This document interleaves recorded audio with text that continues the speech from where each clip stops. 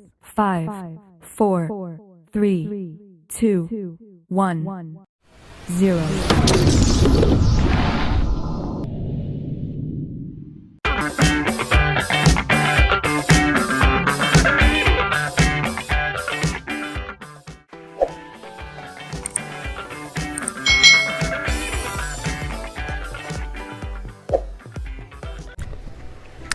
Hai, selamat datang di channel YouTube Kak Citra. Apa kabar adik-adik semuanya? Kak Citra berharap kalian dalam keadaan yang baik, sehat, dan siap untuk belajar ya. Hari ini kita akan belajar bersama-sama untuk mata pelajaran tematik kelas 5. Kita akan belajar di tema 3, makanan sehat, subtema 3, pentingnya menjaga asupan makanan sehat, pembelajaran yang ke-6. Mari adik-adik yang hebat, kita belajar dengan penuh semangat. Adik-adik yang hebat, keragaman itu sangat sering kita temui dimanapun kita berada. Bahkan pada makanan yang kita makan pun terdapat keragaman. Nah, setiap makanan itu bisa mengandung vitamin dan zat yang berbeda serta penting bagi tubuh kita. Jadi kalau kalian makan harus makanan yang bergizi ya. Tentunya akan tidak seimbang jadinya jika kita itu terus-menerus mengonsumsi protein atau karbohidrat saja. Kita itu perlu mengonsumsi makanan yang beragam untuk memenuhi gizi tubuh kita. Ternyata keragaman itu memberikan banyak manfaat dalam kehidupan kita ya adik-adik ya. Kalau semuanya sama ya otomatis kita akan bosan ya, akan bosan dengan persamaan tersebut ya. Nah, diperlukan keragaman dalam segala hal. Nah, keragaman itu justru semakin memperkuat dan memperkaya suatu bangsa. Keragaman itu merupakan modal pembangunan bangsa. Ini adalah tema iklan layanan masyarakat kita yang sudah kita rencanakan pada pembelajaran sebelumnya. Nah, kali ini kalian akan diberi kesempatan untuk menampilkan iklan layanan masyarakat di depan kelas kalian masing-masing. Nah, sebelum kalian tampil, perlu kalian ingat ya hal-hal sebagai berikut. Ketika kalian mempraktekkan, kalian harus menggunakan suara yang keras dan lantang, lalu menggunakan artikulasi yang jelas dan tidak menggumam.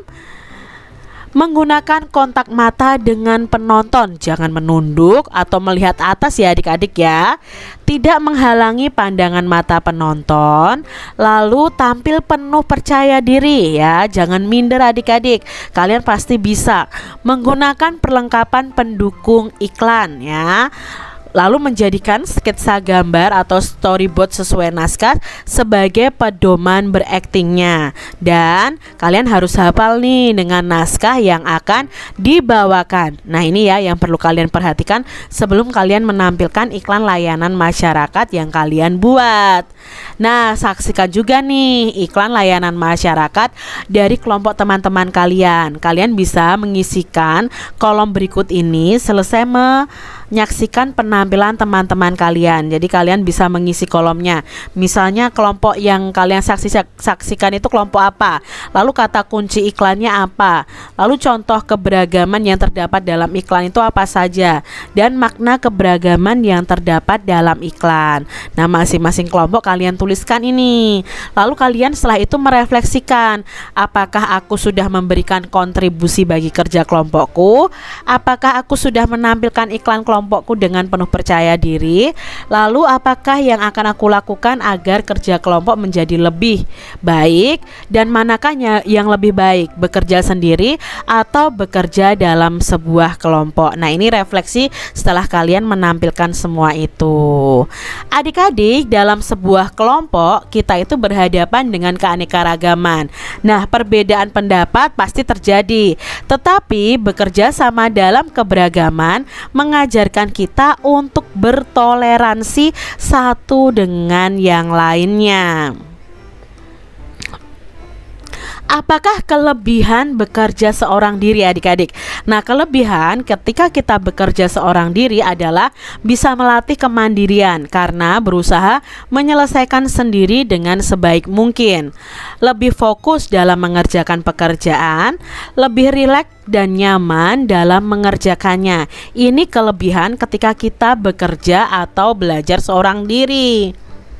Lalu, sebutkan kekurangan bekerja seorang diri. Ternyata bekerja seorang diri tanpa bantuan teman itu juga ada kekurangannya adik-adik. Apa saja kekurangannya? Yang pertama, tidak ada teman yang bisa dimintai pendapat. Lalu pekerjaan lebih lama selesainya jika dibandingkan dengan bekerja sama. Berikutnya, kurangnya tambahan wawasan dan bekerja sendiri itu lebih lelah dibandingkan bekerja bersama-sama. Itu kekurangan dari bekerja seorang diri.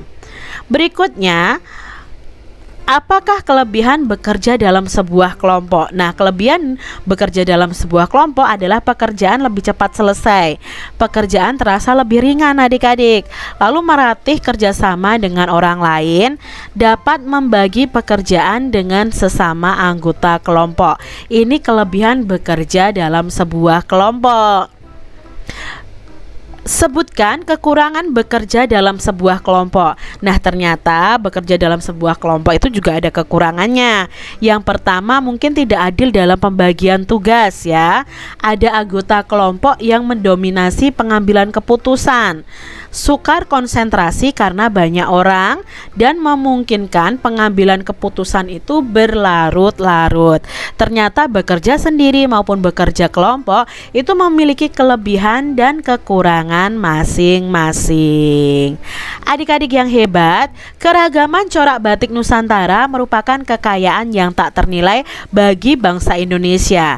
Nah, corak batik yang beragam motif dan warnanya tidak hanya menampilkan keindahan dan keunikan tersendiri, tetapi juga syarat dengan makna-makna hidup yang luar biasa. Batik tidak hanya berasal dari satu daerah loh, misalnya Pulau Jawa. Namun batik juga berasal dari daerah lain dengan ciri khasnya masing-masing, seperti batik Bali, batik Kalimantan, batik Minangkabau, batik Toraja, batik Flores, batik Halmahera, dan batik Papua. Sebutkan nih teknik-teknik dalam pembuatan batik. Nah, ini adalah beberapa teknik dalam pembuatan batik. Yang pertama adalah batik tulis. Ini batik tulis ya adik-adik ya. Teknik pembuatan ini masih menggunakan alat canting tradisional yang diisi dengan lilin panas sebelum kemudian digoreskan di atas kain membentuk ragam pola batik yang indah. Nah, setelah semua pola yang diinginkan telah tertutupi lilin, barulah kain kemudian diwarnai dan lilin dilorot atau dilepaskan dari kain dan terbentuklah gambar motif batik yang indah. Ini teknik yang pertama. Teknik yang kedua adalah teknik batik cap ya. Nah, proses pembuatan batik cap ini seperti menggunakan stempel sehingga proses pengerjaan batik itu menjadi jauh lebih cepat. Tak hanya menggunakan cap secara menyeluruh, tak sedikit juga pembatik ini menggabungkan teknik pembuatan batik tulis dan juga batik cap, di mana pola atau gambar utama itu dibentuk menggunakan cap dan ornamen dekoratif pelengkap baru ditambahkan dengan teknik canting yang masih tradisional. Karena teknik canting itu memerlukan waktu yang lama ya adik-adik ya. Lalu berikutnya adalah teknik pembuatan batik dengan colet. Nah, seperti ini gambarnya ya. Teknik batik colet atau kerap dikenal dengan istilah batik lukis. Ciri khas batik ini itu ialah proses pewarnaannya, di mana setelah lilin diaplikasikan di atas permukaan kain, kemudian kain akan diwarnai dengan kuas sesuai dengan warna-warna yang diinginkan pada pola batik. Jadi ini teknik batik colet itu seperti melukis di atas kain. Lalu berikutnya batik printing. Nah, teknik pembuatan batik yang lebih modern adalah batik printing, di mana proses pembuatannya itu dilakukan oleh mesin. Nah, kain batik memiliki motif yang lebih detail dan juga rapi, namun dengan harga yang lebih terjangkau karena proses pengerjaannya cepat ya adik-adik, dibandingkan dengan batik-batik yang dibuat dengan metode pembuatan yang lebih tradisional, misalnya batik batik tulis tadi ya. Batik tulis tadi itu memerlukan waktu yang lama dan harganya mahal. Berikutnya adalah teknik celup ikat. Nah, ini adik-adik bisa praktekkan di rumah loh, teknik celup ikat ini. Nah, pembuatan batik ini dengan warna celup ikat ini banyak dipakai untuk praktek pada kegiatan kesenian sekolah. Nah, pembuatan pola atau motif pada kain dibuat dengan cara mengikat sebagian kain lalu mencelupkannya ke dalam cairan pewarna. Nah, dalam proses pewarnaan terkadang kain dicelupkan pada beberapa warna untuk menghasilkan warna campuran yang berpola. Nah, ini adalah teknik celup ikat. Sebutkan macam-macam motif batik Nusantara adik-adik. Nah, di sini ada macam-macam batik Nusantara ya adik-adik ya. Kak Citra ambil dari ayosinau.com. Nah, di sini ada motif kawung, motif tiga negeri, motif Jombang, Mega Mendung, lalu ada sulur anggrek, motif biasan, motif lasem, motif sekar jagat, motif Palembang, motif Papua dan lain sebagainya. Kaya ya Indonesia ini dengan berbagai motif batik ya adik-adik ya.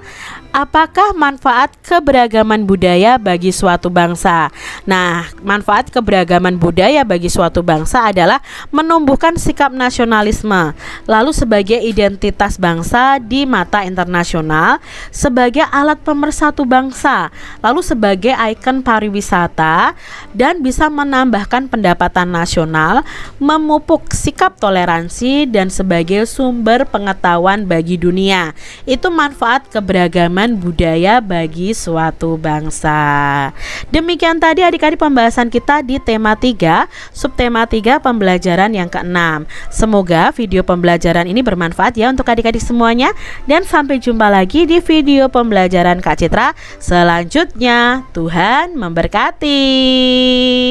Jangan lupa tekan tombol subscribe, lalu tekan loncengnya, tekan juga tombol like, lalu share ke media sosial kalian. Jangan lupa untuk ikuti media sosial Kak Citra. Terima kasih.